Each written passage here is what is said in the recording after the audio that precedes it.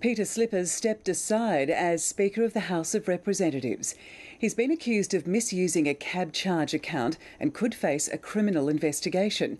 Mr Slipper also faces allegations that he's sexually harassed a male staffer. The Speaker's dramatic announcement puts Labor back on a parliamentary knife edge. Here's Chief Political Correspondent Mark Simpkin.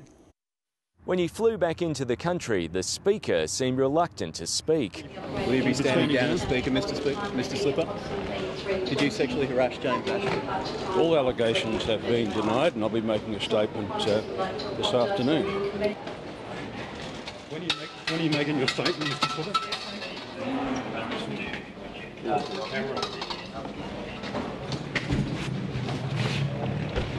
Where will you be making your statement, Mr Slipper? True to his word, Mr Slipper released a written statement this afternoon.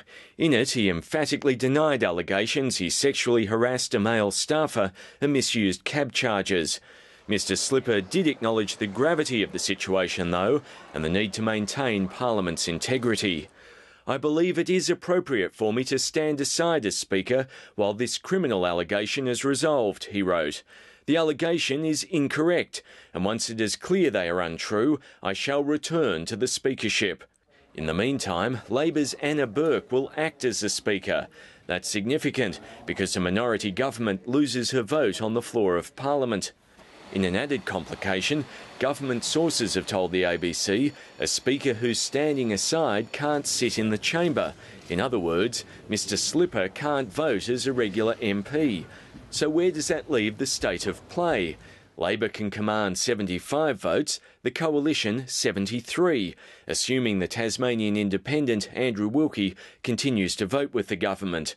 If Mr Wilkie sided with Mr Abbott, it'd be 74 all, and the acting Speaker would get the deciding vote. So the government won't fall because of this, but it has just become more fragile.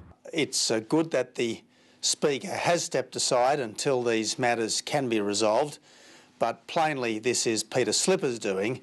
This is no doing of the Prime Minister. The Prime Minister flew to Singapore this evening, releasing a statement saying it was appropriate for Peter Slipper to stand aside. Late last week, senior government figures were very happy with the sale of their surplus, arguing they were finally getting cut through without nasty distractions. Well, now they've got a distraction that's worse than nasty, and it could come to a head on the next sitting day, which just happens to be Budget Day. Have a lovely day. Mark Simpkin, ABC News, Canberra.